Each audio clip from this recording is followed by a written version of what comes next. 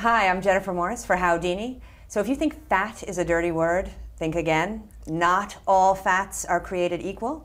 So here to weight the good, the bad, and the ugly fats is Elizabeth Sommer. She is a registered dietitian and the author of 9 popular nutrition books. Hello, Elizabeth. Hello, Jennifer. So how can fats be healthy? Because we always think bad, fats are bad. I know. Well, a few years back, all fats were bad, kind of like one of those soap opera stars. You're either all good or you're all bad.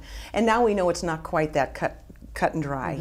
There are some good fats and some really bad fats. The bad fats, I think most people understand, are the saturated fats in meats and fatty dairy products. They clog your arteries and are directly related to heart disease, colon cancer, and numerous other conditions.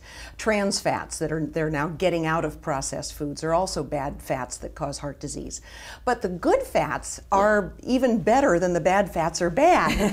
For instance, good news. The fish oils, the omega-3s, we have just all kinds of research, and I'm sure what we know is just the tip of the iceberg when it comes to the health benefits. We know that those omega-3s in fish, such as the omega-3 DHA, is important in lowering heart disease, possibly rheumatoid arthritis, certain forms of cancer, boosts the immune system. There's limited evidence right now, preliminary evidence to show that DHA may boost brain function, reducing the risk for dementia, Alzheimer's disease, boosts mood. There's even reduced aggression. I mean, it goes on and on.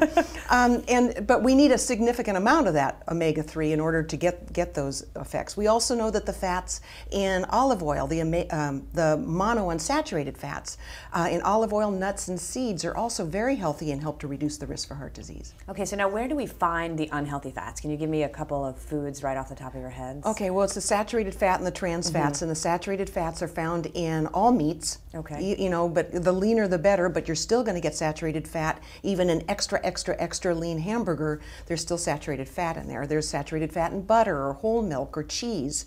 In fact, Americans have cut back on meat knowing that it's high in saturated fat, but we've more than tripled our intake of cheese, which is even more laden with saturated fat than meat is. So it's really, choose the low fat or the non-fat versions of cheeses and dairy products to get some of that saturated fat out of the diet. And is it okay to have a little bit of saturated fat? So should we have no meat? Should we have, anything in moderation okay? Well, the recommendations is to keep the total amount of trans fats and saturated fat to less than 10% of total calories. Okay. But keep in mind, both of those fat are not essential nutrients. If you never had another gram of saturated fat in your diet, you would be fine. Your body doesn't need it. And we know that the more you consume, the worse it is for your arteries and so forth. Now, how can we get the good fats? We've got the bad fats. How can we get the good fats into our diets? Okay. Well, the recommendation for the omega-3s, in particular that DHA, which is really important, is that we get at least 2 to 3 servings of fish every week into the diet to lower heart disease risk. Or that equates to about 200 to 300 milligrams of DHA. Okay. The problem with fish, though, is that people are concerned about the mercury, the pesticides in it, pregnant women in particular. So if you're concerned about those contaminant issues, if you're a vegetarian and you don't eat fish, or if you can't afford to eat wild salmon 2 to 3 times a week, or just don't like it, then look for foods that are fortified with a DHA called Algaebased DHA.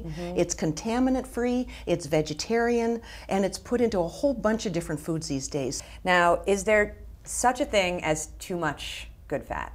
Yes, you could go overboard, especially if you were supplementing. So for instance, if you started taking handfuls of fish oil supplements, one of the downsides is that these fish oils can be blood thinners at very high doses. So if you're on Coumadin or warfarin or some sort of blood thinning medication, your doctor should know if you're taking large doses of fish oils.